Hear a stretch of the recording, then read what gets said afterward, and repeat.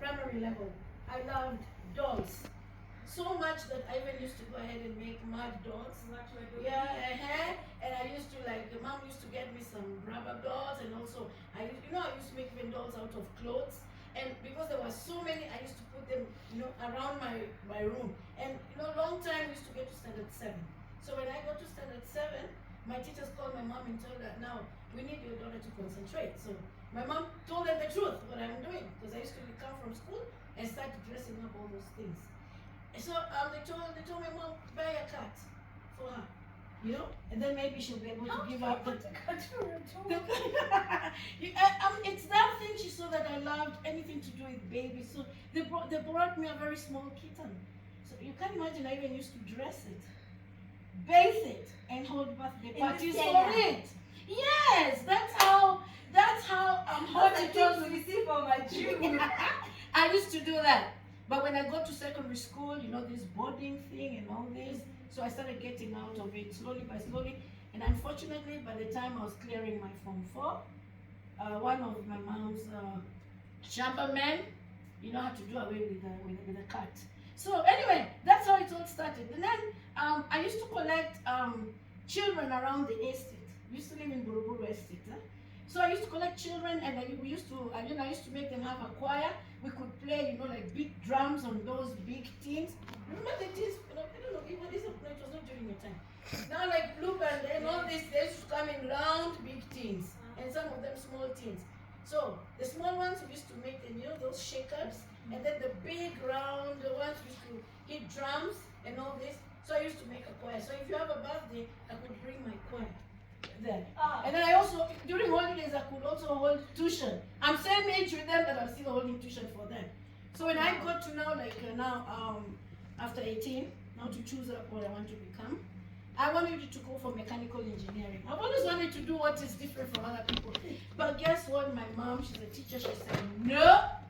I saw it since you were young, that you have the spirit of a teacher in you, and that is what you are going to become. Okay, so I accepted. I continued, finished my A levels, went to university, and then after that I got employed by the TSC, where I worked with them for some time, and I think I was over ambitious. So I went. Yeah. What did you say so? I wanted to do so many things at one time in school. So many things. So I was of ambitions, not in a bad way. So I resigned, and I went to teach in a private school called Laser Hill Academy in Ongata Rongai. And I taught there for 6 years. Now that's where I knew how to run a school. Okay? I was given duties which 3 people were handling, were supposed to handle at the same time. Because I was a dormitory mistress, I was a classroom teacher, and I was also an assistant nurse. I was trained within the school to do it when the nurse is off. So after 6 years, I felt now, it's time now, I think I'm prepared to go out. And I used to collect textbooks and put them under my bed. So you could go under my bed, there was no space. It was only textbooks I keep. And actually at first I didn't really know why I'm collecting all these things. Then after working hours, I used to sit in class when other people are out for games. I start making charts, for primary level. You see, God knows I don't know what was happening to me. But now after 6 years, I just told the director, I've got to leave. And fortunately, my mom, we come from Tala, Kangundo. So when we were on Tala, Kangundo Road, when you get to Njiro Road, there's a bridge. So when I look at on the right-hand side, on a small hill, there was an abandoned old building. So I used to be like, yeah, there I can put up a school. That's a very good place, because that time actually there were no other buildings around the Choka area. That place is good. So I'm like, one time I just took a walk and went there. Got into the abandoned building, and then I decided now, I didn't know anybody there. So I decided, let me look for the caretaker or somebody.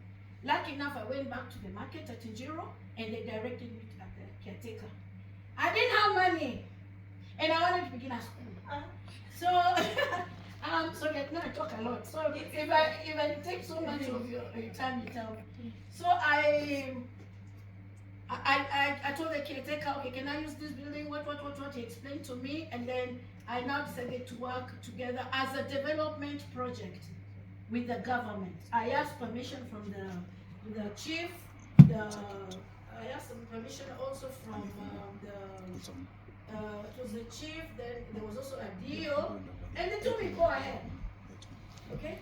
So at one time, my mom had said becoming a politician. So I accompanied her to with her people to State House to see Moi. He was giving everybody 13. Yeah. I'm not so young. Yeah. So in my mind, I'm imagining it's just the other day, like maybe about 10 years, utasema you're going to see Kibaki or Uhuru. No, it's Moi. So he gave everybody 13,000. You know, I was among them. So it's from that 13,000 that I really tried my best, partitioned that abandoned building with plywoods, you know, and then left also partitioned a very small office this size, very small office. That's where now I know, like, I started operating from. And that time, you know, even the iron sheets were not very expensive. So I took a risk. That was in the year 2000. I was able to get class standard 1 to standard 6. That's how, what the kind of advertisement that I was doing. So I began with 14 pupils. From there, as I'm telling you, it was an ambition. Still not, and you know this primary that time that the scholars, so they're giving me very little. At the river, you know, when you just get to that building from zero, you know, when lorries are passing there, the sun like flies out. So I used to, when teachers, the teachers I had, when they're in class, I go near that bridge, sweep the sand, put it in heaps. So during after school, extracurricular activities, the kids used to now to come with gunias and carry that. Now that for me to school. That's how I started now my Form 1 class the following year. Yeah, so my first Form 4 secondary school did in 2004. Though I didn't immediately get a center, for 2 years I was at the Salvation Army Jogoro Center. But after those 2 years, they gave me a center, so I was good to go. So how is the journey? How was the journey between transitioning from being a teacher to now owning a school? Like, there's a lot. You have to pay workers, you have to pay teachers, you have to evaluate. I'm a stress handler. You know, they say this is divine. So you know, from now the school where I'd been previously teaching, Laser Hill, I learned a lot.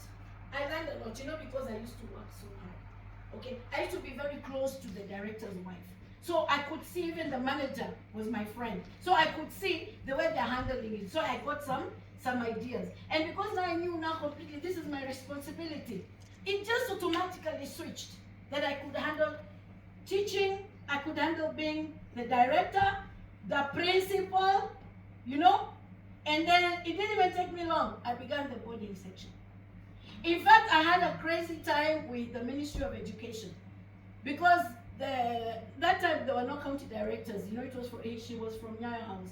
You know, she was a provincial director. So she like one time came with a team of the educationists to my school and said, Christina, you're too ambitious. Be finishing one thing and then you start another. Now you already want this, the building is not finished, you know. So this is, you know, it is like a fire that I've been having inside me. It was not easy, but somehow it worked. And the reason was, I'm a widow, you see. So I had my son who had to go to Form 1.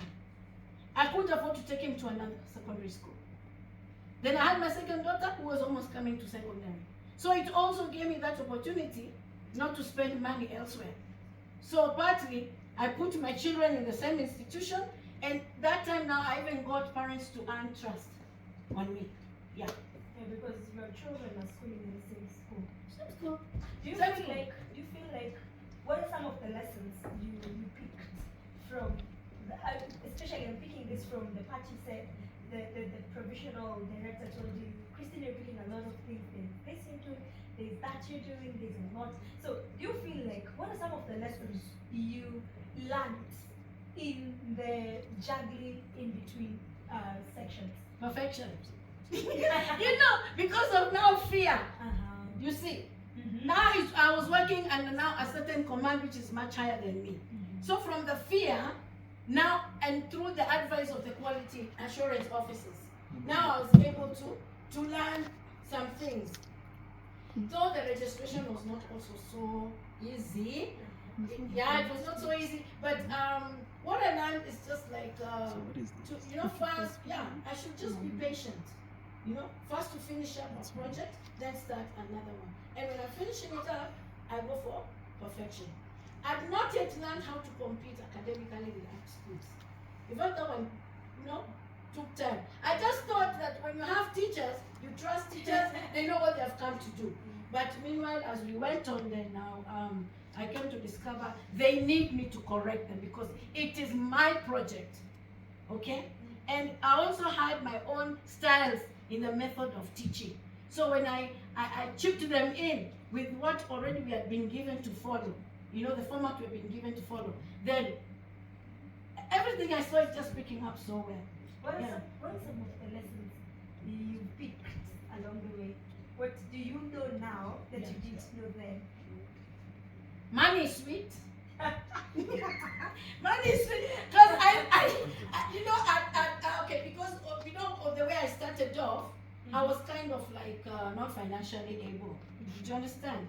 But then as we went on, because I was not even having an account, by the way. The first account I came to, people paying school fee? Cash at the receptionist's office. And sometimes I used to call her secretary and she was not even trained. She couldn't even type anything. It was old school.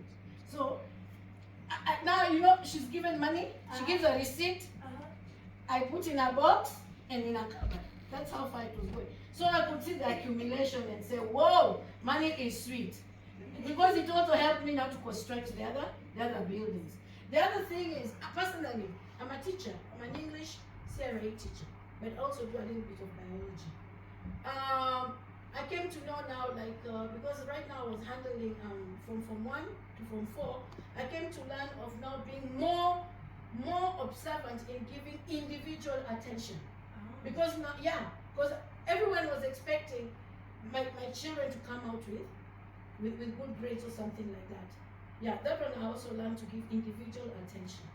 Yeah, and also I'm a very sweet mom. Okay, so now the thing is, I was too motherly. So because of this teenage arrogance, some of them, I now started knowing, whoa, I need to have other methods to run what? To run these teenagers so that they don't drop out and they don't give me a headache. Yeah, so those are the things I adapted. And again, I got to learn to associate myself with these people who sell textbooks. I traveled looking for students, went as far as Arusha, Juba, single-handedly. I'm a lady. And that time I didn't look like this now. I've been so much. So imagine now I was looking like you. How challenging it was in another country. Right? Walking, telling people, can I help students, please?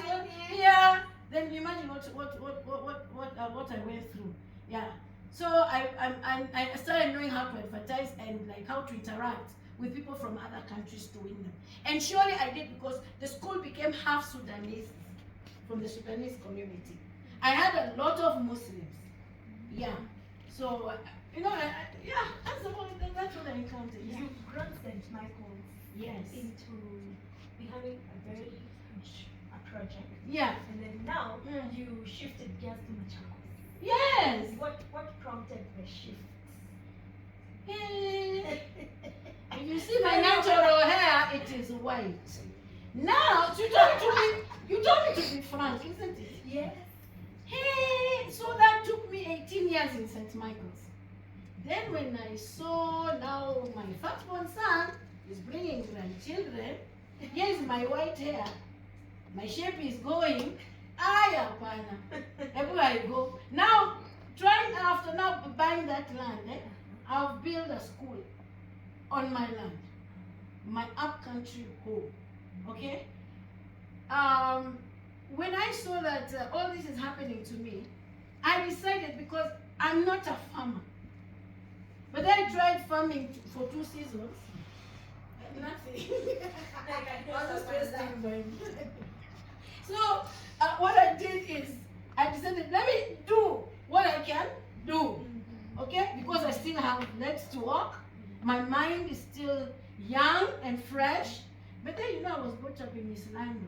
And these Maziwamta, the way we are, they don't grow so fast mentally. Yeah? So I felt, no, I should just continue with a school. So that's why now, this St. Michael, I sold part of it to get money now to go and build Simon Katua Secondary School. Okay? That's where I am until today. So my parents in St. Michael's were so nice. I carried, I took my students and I went. And even the officers in Machakos were like, man, this lady just built a school and she's having from force. What's that? So you transferred kids from St. Michael's to Simon Katua? Yes. What technique did you use? Parents, I spoke to parents, I told them now food for the bus fare, because I have to leave. And they loved me, they loved my teaching. They didn't resist, and we moved. So I'm telling you, I did start with Form 1. I had a full school, Form 4. Yeah, the year when I started operating it.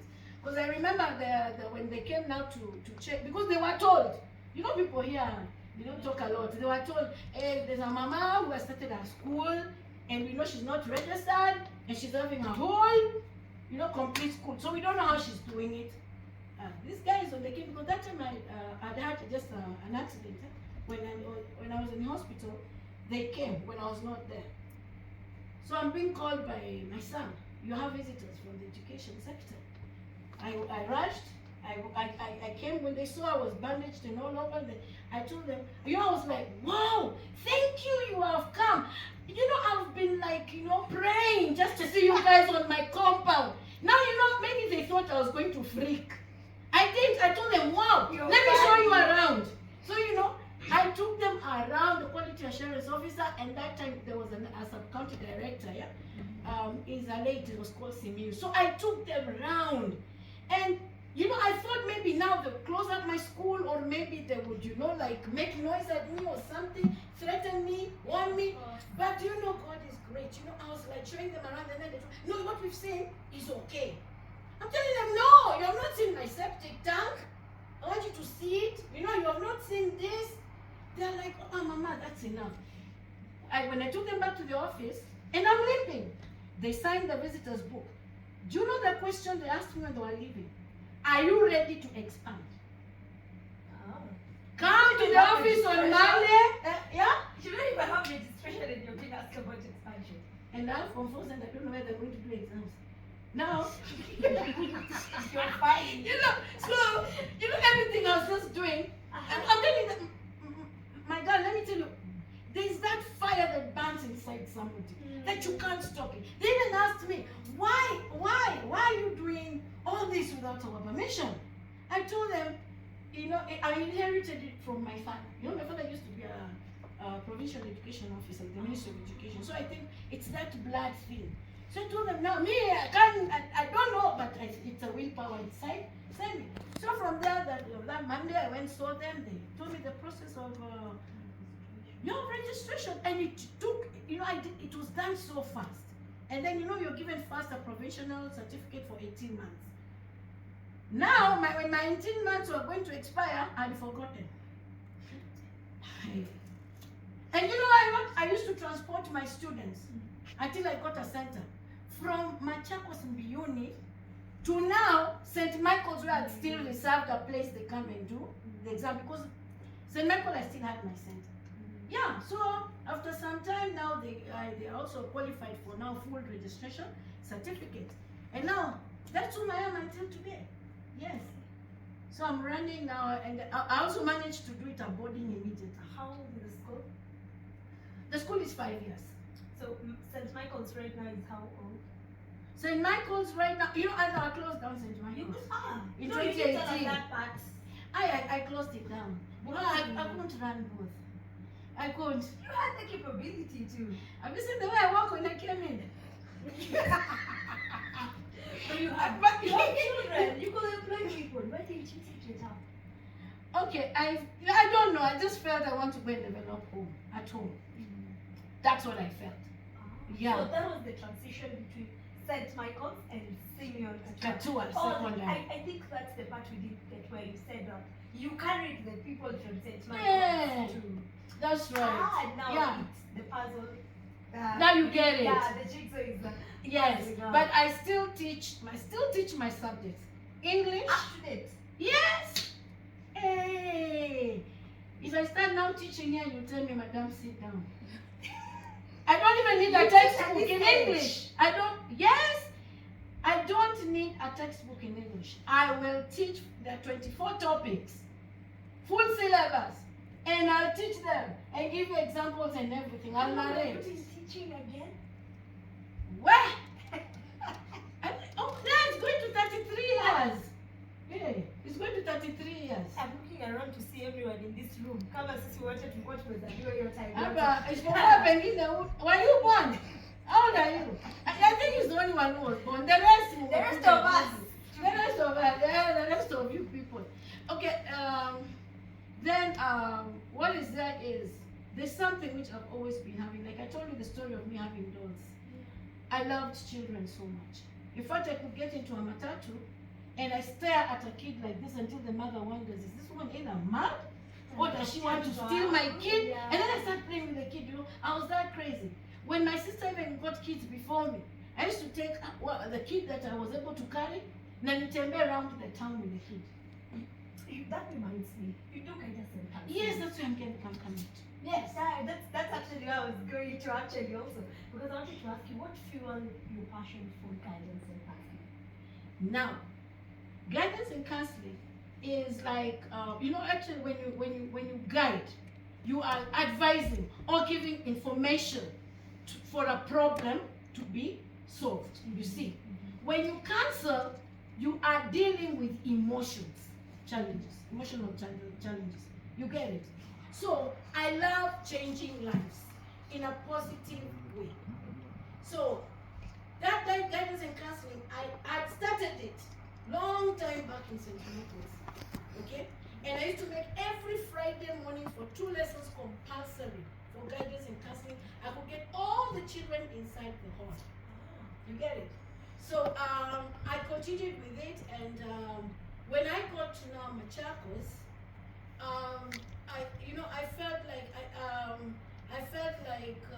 I should still put it into more action. We have a zone. You heard of zones? Our zone is called Kaba Zone. We are 10 principals. Okay? We are 10 principals, and what we do within a term, we go visit the schools, each 2 schools per term. Okay? Then that's when now these principals discovered my skills, that I'm good in it. Because in fact, even today, they never allow me to talk before them. Because if you allow me to talk, you know me, I become like the children. I go up to their level because I want them to understand me. You see? So I even start talking Shen. And once, these teenagers, when you put in some Shen words, they go like, wow, they're, yeah! So the best thing they tell me, you madam, you wait. You'll be the last one to talk. Okay? And so I've been doing it locally now for our zone. Have you heard of Kaba High School? Yes. Visual thinking. The country. Yeah, such big schools where you find students are more than 1,000. So you find I can handle the whole lot.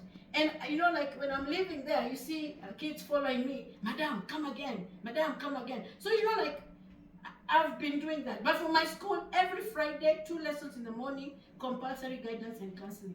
Now, what has this done? The parents bring me those kids who are those kids that have been defeated to handle. I don't know who advises them to get where they can get me. So when they bring me, I take them in.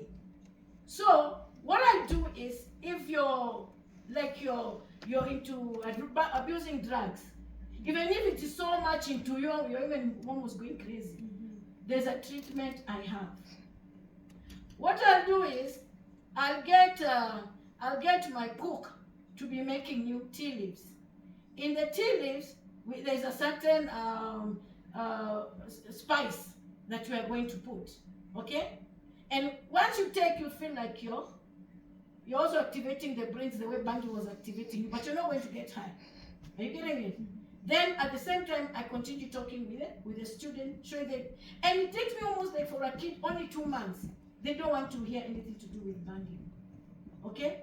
If it's a girl, let's say who had conceived, and she's been, she feels like I should not go back to school, they've already known that I've conceived.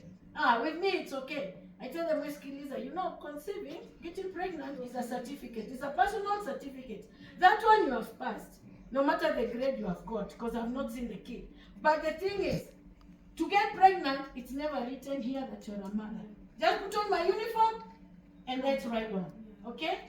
Yeah. So things like that. And then I've made the students be very open with me. If they have a certain problem, even if it's coming from home, or maybe just pressure from outside or something like that, what I do is I also get into their level. We talk one-on-one. You get it? And they tell me everything. My students do not know how to hide anything. Are you getting it? Yeah. Now let me give you time to ask another question. It is well. It is well. I continue. I know. You're interested. You're funny. I think it's been a while I got just like you. Amen. Thank you. This is going to be one of the best conversations I've had so far. Yeah. So let me ask you a question. Yeah. How do you balance? You're the principal of the school. Yes. Right? Yeah. So how do you balance between, or rather, let's take a break before I ask you that question. Yeah. Take a break. Because I'll make it breathe like in. for the next 1 hour. It should be an hour. Okay, no problem. Yeah. Allow us to take a very short break to breathe, and then we will be back. Do not touch that down.